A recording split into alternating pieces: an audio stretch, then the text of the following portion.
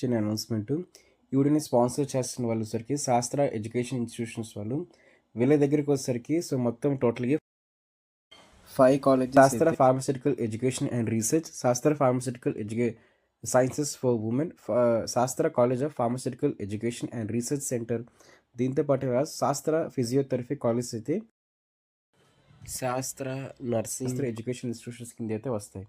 So వీటిలో వచ్చేసరికి B pharmacy, pharma D, M pharma, diploma, physiotherapy, BSc nursing ఈ కోర్సులకు సంబంధించి ఈ సీట్స్ అనేవి అవైలబుల్గా ఉన్నాయి. సో మీలో ఎవరైనా సరే ఖచ్చితంగా కూడా మీ వెబ్ ఆప్షన్స్లో కానీ అడ్మిషన్ ప్రాసెస్లో కూడా సో ఈ కాలేజ్ని పెట్టడానికి ట్రై అయితే చేయండి. బెస్ట్ క్యాంపస్ ప్లేస్మెంట్స్, దాంతో హాస్టల్ ఫెసిలిటీ, ఇంకా క్వాలిటీ ఆఫ్ ఎడ్యుకేషన్లోని వీళ్ళు చాలా ప్రామిసింగ్ అయితే ఉంటారు. హాయ్ ఫ్రెండ్స్, అందరూ ఎలా ఉన్నారు?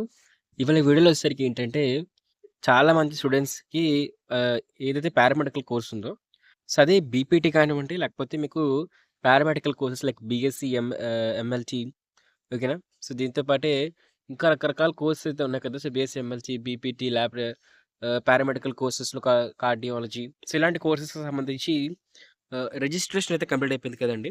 సో రిజిస్ట్రేషన్ కంప్లీట్ అయిపోయిన తర్వాత అసలు నెక్స్ట్ ఏముంటుంది? ఓకేనా? సో నెక్స్ట్ ఏముంటుంది? లాస్ట్ వరకు కూడా ఏముంటుందో తెలీదండి. సో అసలు చాలా డౌట్స్ అయితే ఉన్నాయి. ఎన్ని ఫేసెస్ ఆఫ్ కౌన్సెలింగ్ అనేది కండక్ట్ చేస్తారు? ఓకేనా? సో ఒక స్టెప్ నుంచి ఇంకో స్టెప్‌కెళ్ళే టైంలోని ఎంత టైం గ్యాప్ తీసుకుంటారు? సరేనా? దీంతో పాటు ఈ కౌన్సెలింగ్‌కి సంబంధించి సో అసల సీట్ అలాట్‌మెంట్ ఆర్డర్ ఏంటి? మెరిట్ లిస్ట్ ఏంటి? ప్రొవిజనల్ మెరిట్ లిస్ట్ ఏంటి? ఫైనల్ మెరిట్ లిస్ట్ ఏంటి? Not eligible list, eligible list ఓకేనా? సో రీఅప్లోడ్ ఎప్పుడు చేయాలి? ఓకే. రీఅప్లోడ్ చేయడానికి లాస్ట్ డేట్ ఏంటి? అదే విధంగా సీట్ అలాట్‌మెంట్ ఆర్డర్‌కి ఎంత టైం గ్యాప్ ఇస్తారు? వెబ్ ఆప్షన్స్‌కి ఎంత టైం ఇస్తారని చెప్పేసి చాలా మందికైతే డౌట్స్ అయితే ఉన్నాయి. సో అవన్నీ కూడా ఈ వీడియోలో క్లారిఫై చేస్తానండి. సో ఇవన్నీ కూడా మీకు ప్రీవియస్ ఇయర్‌గా జరిగిన దాన్ని బట్టి, అలాగే మిగతా కోర్సులు జరిగిన దాన్ని బట్టి బేస్ చేసుకొని చెప్పడం జరుగుతుంది. సో ఓకేనా? యూజ్‌ఫుల్ ఇన్ఫర్మేషన్ అయితే అవుతుందని అనుకుంటున్నాను. దీంతో పాటు మీకేం డౌట్స్ ఉన్నా సరే ఈ వీడియో కింద కామెంట్ అయితే చేయండి. బీపీటీ సంబంధించి అదే మనకి పారామెడికల్ కోర్స్‌కి సంబంధించి కౌన్సెలింగ్‌లోని సో ఏ డౌట్స్ ఉన్నా సరే ఈ వీడియో కింద కామెంట్ చేసి మీ అందరికి రిప్లై కూడా ఇవ్వడం జరుగుతుందండి. సొల్యూషన్ టాపిక్‌లోకి వెళ్ళిపోదాం. ఓకేనా? సో ఇది ప్రాసెస్ ఫ్లో అనమాట. ఇది ఈ విధంగా అయితే ఉంటుంది. సో ఏం జరుగుతుందంటే మీకు ఫస్ట్ ఎలిజిబుల్ లిస్ట్ అయితే ప్రొవిజనల్ మెరిట్‌లో రిజిస్ట్రేషన్ అయితే కంప్లీట్ చేసుకుంటారండి. ఓకేనా? సో మీరు రిజిస్ట్రేషన్ కంప్లీట్ చేసుకుంటారు. ఆల్రెడీ చాలా మంది రిజిస్టర్ అయితే అయిపోయారు.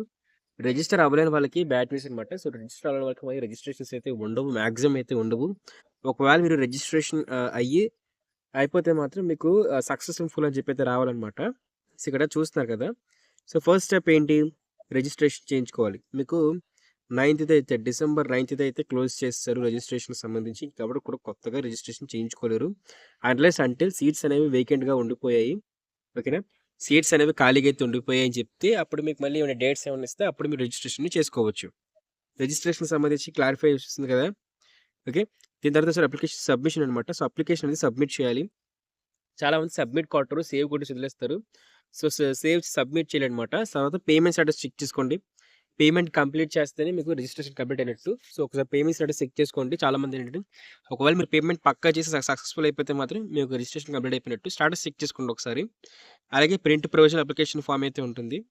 ఆ ప్రింట్ ప్రొవిజనల్ అప్లికేషన్ ఫార్మ్ అంటే మీకు చూపిస్తాను, లాస్ట్‌లో వీడియో ఎండింగ్‌లో చూపిస్తాననమాట.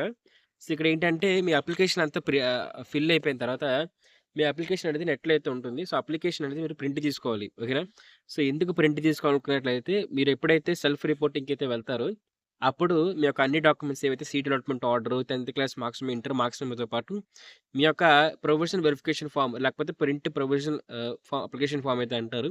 సో దాన్ని కూడా ఖచ్చితంగా అయితే అడుగుతారు. సో దాన్ని కూడా ఒక ప్రింట్ తీసుకొని ఉంచుకోండి. దానికి కూడా ఒక 3 సెట్స్ ఆఫ్ జిరాక్స్ అయితే వీలైతే తీసి ఉంచుకోండి. ఒక 1 సెట్ ఉన్నా సరిపోతుంది ప్రస్తుతానికి అయితే మాత్రం.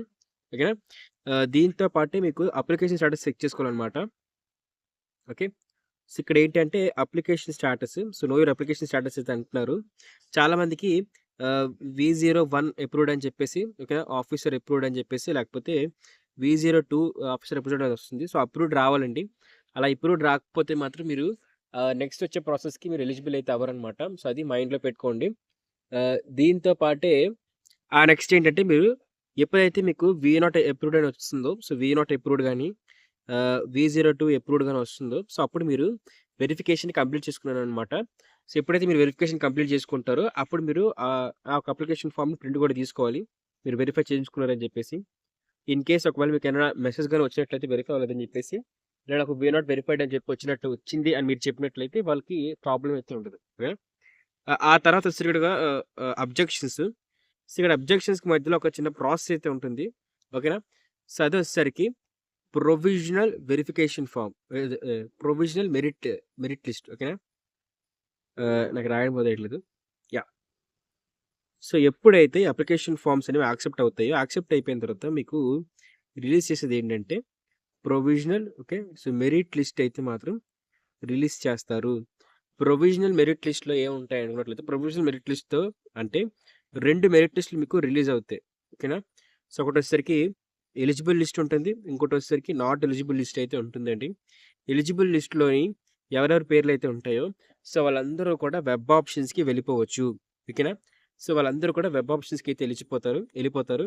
ఎప్పుడు ఆహ్, ఎలిజిబుల్ లిస్ట్‌లో అంటే ప్రొవిజనల్ మెరిట్ లిస్ట్‌లోని వచ్చిన ఎలిజిబుల్ లిస్ట్‌లో ఉన్న పేర్లు పక్కనెట్టేస్తే, నాట్ ఎలిజిబుల్ లిస్ట్‌లో ఎవరైతే ఉంటారో, సో, వాళ్ళందరూ కూడా అబ్జెక్షన్స్‌కి అయితే వెళ్తారనమాట. సో, వాళ్ళకి పలానా తారీఖు పలానా టైమ్ ఇస్తారనమాట. ఫర్ ఎగ్జాంపుల్ ఒక 5 డేస్ అలాగ ఇచ్చేసి పలానా 26థ్ కల్లా కూడా మీరు ఈ యొక్క వెరిఫికేషన్ ఏదైతే అబ్జెక్షన్స్ ఉన్నాయో, అంటే మీ యొక్క 10థ్ క్లాస్ మార్క్స్, మీ ఇంటర్ మార్క్స్, మీ క్యాస్ట్, మీ ఇన్‌కమ్, మీ ఫోటో, సో, ఇలాంటివి బ్లర్ ఉంటాయి కదా! సో, బ్లర్ అనేది అంటే రీఅప్‌లోడ్ చేయండి అని చెప్పేసి మీకు, లేకపోతే జీమెయిల్ చేయండి అని చెప్పేసి అయితే ఇస్తారు. సో, ప్రెజెంట్ ఏంటంటే రీఅప్‌లోడ్ ఆప్షన్ అయితే ఉందనమాట. ఓకేనా? సో, మీరు ఏంటంటే ఎప్పుడైతే మీకు పక్కన okay. So, not verified re-upload అని చెప్పొచ్చిందో దాని కిందనే మీకు లింక్ కూడా ప్రొవైడ్ చేస్తున్నారండి. మీరక్కడ V01 చెప్పాను కదా! V01 ఆఫీసర్ అని చెప్పేసి, అప్రూవ్డ్ అని చెప్పేసి, ఒకవేళ అక్కడ మీకు రీఅప్‌లోడ్ అని వచ్చినా, లేకపోతే మీకు అక్కడ రిజెక్ట్ అని చెప్పి వచ్చినా, దాని కిందనే మీకు లింక్ ఇస్తారు. ఆ లింక్ మీద క్లిక్ చేసినట్లయితే మీకు సింపుల్‌గా ఏంటంటే, మీరు అక్కడ రీఅప్‌లోడ్ సంబంధించి ఒక పేజ్ అయితే ఓపెన్ అవుతుంది. అందులో మీరు రీఅప్‌లోడ్ చేసి సబ్మిట్ కొట్టిన వెంటనే రీఅప్‌లోడ్ అయితే అయిపోతుంది. మళ్ళీ మీరు రీఅప్‌లోడ్ అనేది పెండింగ్ అని చూపిస్తుంది. రీఅప్‌లోడ్ పెండింగ్ చూపిస్తుంది. అయితే రీఅప్‌లోడ్ అనేది సక్సెస్‌ఫుల్ అయిపోయిందనుకోండి, మీకు కూడా వి నాట్ అప్రూవ్డ్ అని చెప్పి అయితే వచ్చేస్తుందనమాట. ఇప్పుడు ప్రెజెంట్ అయితే. బట్ ఒకవేళ మీరు ఇప్పుడు రీఅప్‌లోడ్ చేయలేదనుకున్నట్లయితే మీకు నాట్ ఎలిజిబుల్ లిస్ట్‌లోకి అయితే వస్తారండి. నాట్ ఎలిజిబుల్ లిస్ట్‌లో ఉన్నవాళ్ళు వాళ్ళ యొక్క డాక్యుమెంట్‌ని ఒక ఫార్మాట్‌లో, ఒక జీమెయిల్ ఉంది కదా! సో, జీమెయిల్ చేయాలి. ఓకే.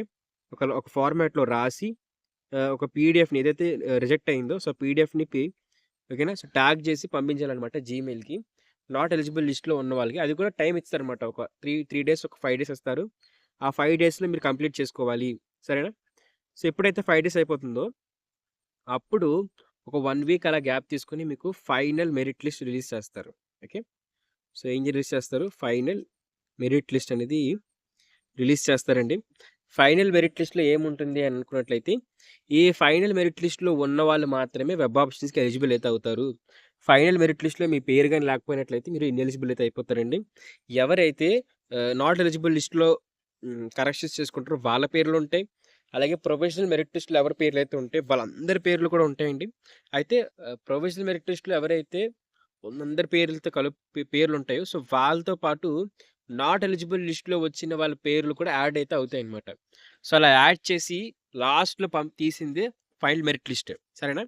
ఈ ఫైనల్ మెరిట్ లిస్ట్‌లో వచ్చేసరికి నంబర్ ఆఫ్ స్టూడెంట్స్ అయితే ఉంటారండి. సో, వీళ్ళు మాత్రమే నెక్స్ట్ ఏంటంటే ఎలిజిబుల్ అయితే అవుతారు. నెక్స్ట్ ప్రాసెస్‌కి అయితే ఎలిజిబుల్ అవుతారు. సో, దీని తర్వాత ఫైనల్ మెరిట్ లిస్ట్ రిలీజ్ అవ్వదు. కొన్ని కేసెస్‌లో ఏంటంటే రిలీజ్ చేస్తారు. బట్ ఏంటంటే అందులో మీ నేమ్స్ ఉండవు. సో, కొత్తగా ఎవరైతే మళ్ళీ ఫైనల్ మెరిట్ లిస్ట్‌లో యాడ్ అయ్యారో వాళ్ళకి సంబంధించి పీడీఎఫ్ మాత్రం ఒక 5 2, 3 అలాగా యాడ్ చేస్తారండి. తప్పిస్తే ఫైనల్ మెరిట్ లిస్ట్‌లో మీ నేమ్ ఉంటే మాత్రం, ఫైనల్ మెరిట్ లిస్ట్‌లో మీ నేమ్ ఉన్నా, ప్రొవిజనల్ మెరిట్ లిస్ట్‌లో మీ నేమ్ ఉన్నా, మీరే వెబ్ ఆప్షన్స్‌కి ఎలిజిబుల్ అయిపోయినట్లే. ప్రొవిజనల్ మెరిట్ లిస్ట్‌లోని ఓకే. ప్రొవిజనల్ మెరిట్ లిస్ట్‌లో మీ నేమ్ లేదు. నాట్ ఎలిజిబుల్ లిస్ట్‌లో వచ్చింది. నాట్ ఎలిజిబుల్ లిస్ట్‌లో వచ్చినప్పుడు మీరు ఆటోమేటిక్‌గా ఇప్పుడు మీరు గాని సక్సెస్‌ఫుల్‌గా రీఅప్‌లోడ్ గాని చేసినట్లయితే, మీరు ఆటోమేటిక్‌గా ప్రొవిజనల్ మెరిట్ లిస్ట్‌లోకి యాడ్ అయిపోతారు. సరేనా? ఇక్కడ ప్రొవిజనల్ మెరిట్ లిస్ట్ అన్నా ఒకటే అండి. ప్రొవిజనల్ మెరిట్ లిస్ట్ అన్నా, ఎలిజిబుల్ లిస్ట్ అన్నా సరే 2 ఒకటే. ప్రొవిజనల్ మెరిట్ లిస్ట్ అన్నా ఒకటే అంటారు. ఎలిజిబుల్ లిస్ట్ అన్నా సరే ఒకటే. సరేనా? దీంతో పాటే ఈ నాట్ ఎలిజిబుల్ లిస్ట్‌లో వచ్చిన వాళ్ళందరూ కూడా యాడ్ అవుతారు. అప్పుడు మీకు ఫైనల్ మెరిట్ లిస్ట్ అయితే రిలీజ్ చేస్తారు. ఫైనల్ మెరిట్ లిస్ట్‌లో ఉన్న వాళ్ళందరూ కూడా వెబ్ ఆప్షన్స్‌కి ఎలిజిబుల్ అయితే అయిపోతారండి. సరేనా? ఇప్పుడు ఫైనల్ మెరిట్ లిస్ట్ రిలీజ్ అయిన తర్వాత వెబ్ ఆప్షన్ నోటిఫికేషన్ అయితే ఇస్తారు. సో, వీలైనంత వరకు ఏంటంటే ఫైనల్ మెరిట్ లిస్ట్‌తో పాటే ఇస్తారు కొన్నిసార్లు. కొన్నిసార్లు ఒక 1 వీక్ టైం తీసుకుంటారండి. సో, ఇక 1 వీక్ అనేది మీకు ప్రతి దానికి కూడా సో, ఇక్కడ ప్రతి స్టెప్‌కి కూడా గ్యాప్ అనేది 1 వీక్ అయితే పక్కా జరుగుతుంది. సో, ఏంటంటే మీకు ఫస్ట్ స్టెప్ వచ్చేసరికి రిజిస్ట్రేషన్. సెకండ్ స్టెప్ వచ్చేసరికి మీరు వెరిఫికేషన్ చేయించుకోనమాట. అబ్జెక్షన్స్ వరకు కూడా టైం అయితే ఇస్తారు. Third web options, fourth seat allotment order. ఓకేనా? ఈ 4 ఫేజులకి అయితే మాత్రం మీకు 1 వీక్ గ్యాప్ అయితే తీసుకుంటారు. ఓకేనా? ప్రతి దానికి కూడా మినిమమ్ 1 వీక్ గ్యాప్ తీసుకుంటారండి. 1 వీక్ కన్నా ఎక్కువ టైం అయితే తీసుకోవచ్చు. బట్ మినిమమ్ ప్రతి ప్రాసెస్‌కి కూడా 1 వీక్ టైం అయితే ఖచ్చితంగా తీసుకుంటారు. సరేనా? ఇప్పుడు దీని తర్వాత వచ్చేసరికి web options. So, web options ఎలా ఉంటుందంటే కొంచెం జూమ్ చేసి చూపిస్తాను. మీకు వెబ్ ఆప్షన్స్‌లో ఇక్కడ ఒక వెబ్ ఆప్షన్స్‌కి లాగిన్ అవుతారు. వెబ్ ఆప్షన్ మీద క్లిక్ చేస్తారు. ఇక్కడ ఒక 2 పానెల్స్ ఉంటాయండి. పైన వచ్చేసరికి మీకు సెలక్షన్ బార్ ఉంటుంది.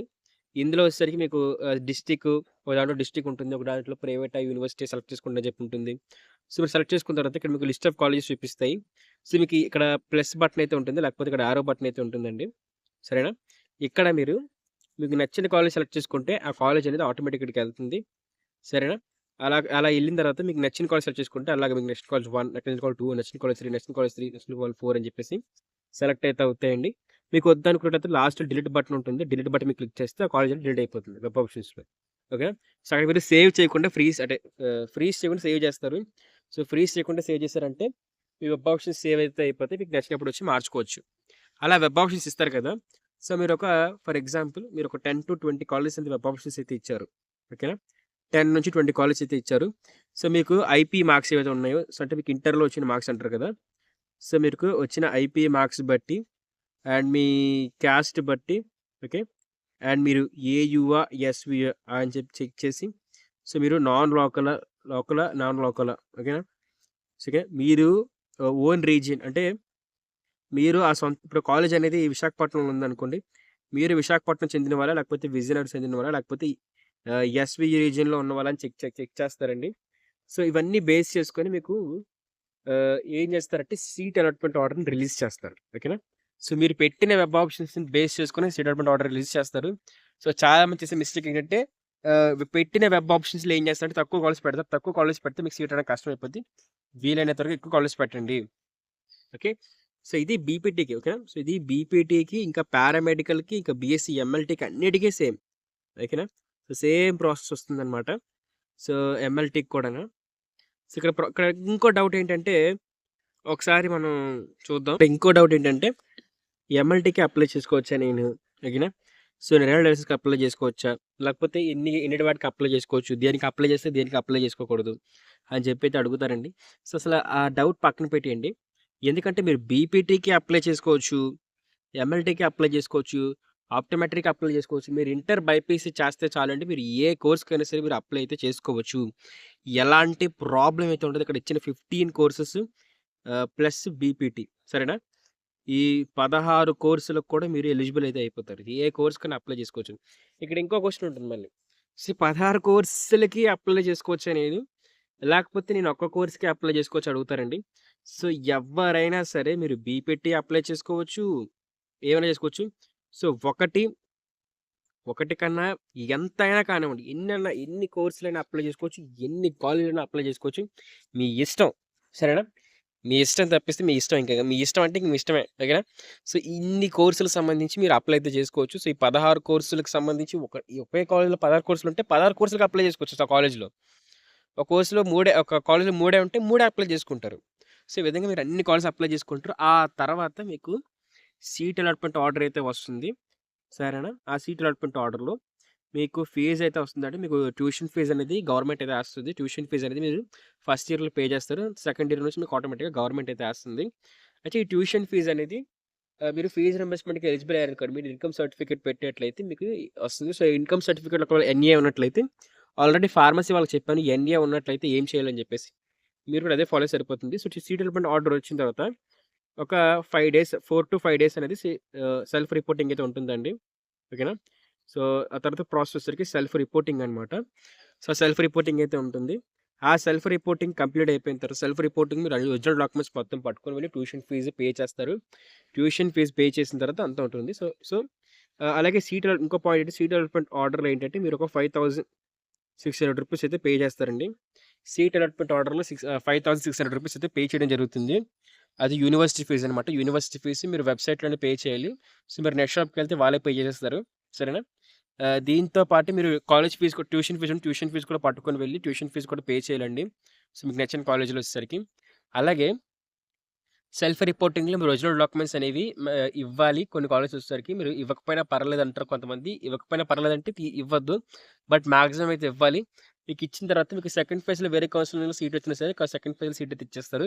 సెకండ్ ఫేజ్ అనేది ఒక 5-10 డేస్ గ్యాప్ తీసుకొని రిలీజ్ చేస్తారండి. సీట్ అలాట్‌మెంట్ ఆర్డర్‌తో పాటు. ఎప్పుడైతే సెల్ఫ్ రిపోర్టింగ్ కంప్లీట్ అయిపోతుందో ఒక 3 డేస్ గ్యాప్ తీసుకొని మనకి 3-5 డేస్ గ్యాప్ తీసుకొని ఈ యొక్క సెకండ్ ఫేజ్ కౌన్సిలింగ్ కండక్ట్ చేస్తారు. ఖచ్చితంగా మీకు సెకండ్ ఫేజ్ కౌన్సిలింగ్ కూడా ఉంటది. ఓకేనా? సో, ఓన్లీ ఫస్ట్ ఫేజ్‌గా సెకండ్ ఫేజ్ కౌన్సిలింగ్ కూడా ఖచ్చితంగా అయితే ఉంటుంది. సో, అది మాక్సిమం వచ్చేసరికి మీరు 2025లో చూస్తారనుకుంటా నాకు తెలిసి సెకండ్ ఫేజ్ కౌన్సిలింగ్. కంగ్రాచ్యులేషన్స్. అందరూ ఒకసారి జాయిన్ అయితే మీరు ఒకసారి జాయిన్ అవుతున్నారు. So, okay. అది 2025లో అయితే మాత్రం మీరు సెకండ్ ఫేజ్ కౌన్సిలింగ్ స్టార్ట్ చేస్తారు. 2025 జనవరి 1 తారీఖులోనే స్టార్ట్ చేస్తారు. ఆల్రెడీ టైం కూడా అయిపోయింది. ఫస్ట్ ఫేజ్ షెడ్యూల్‌కే చాలా ఇక్కడ చెప్పాలంటే నాకు ఫస్ట్ ఫేజ్ కూడా మీకు 2025 ఫస్ట్ వీక్ వరకు కూడా అవుతూ ఉంటదనమాట. వీలైతే మీరు 2025కి సంబంధించి సెకండ్ వీక్ అలాగే సెకండ్ ఫేజ్ చూడొచ్చనమాట. పారామెడికల్ కౌన్సిలింగ్ కూడా. ఓకే. సో, ఇది ఎక్స్‌పెక్టెడ్ డేట్స్ అనమాట. సో, ఇంతవరకు చూసారంటే మీకు చాలా ఓపిక. సో, అలాగే ఇంకా మళ్ళీ ప్రతి ఇండివిడ్యువల్ స్టెప్‌కి సంబంధించి నోటిఫికేషన్ రిలీజ్ అయినప్పుడు కూడా మన యూట్యూబ్ ఛానల్ అయితే పెట్టడం జరుగుతుంది. సో, అందరూ కూడా ఖచ్చితంగా చూడడానికి ట్రై అయితే చేయండి. Thank you friends. Bye. So, అలాగే ఇలాంటి మరిన్ని లేటెస్ట్ అప్డేట్స్ కోసం ఖచ్చితంగా మన ఛానల్‌ని సబ్స్క్రైబ్ చేసుకోండి. సబ్స్క్రైబ్ చేసుకొని బెల్ నోటిఫికేషన్ ఆన్‌లో పెట్టుకుంటేనే మీకు ఇలాంటి మరిన్ని వీడియోస్ వస్తాయి.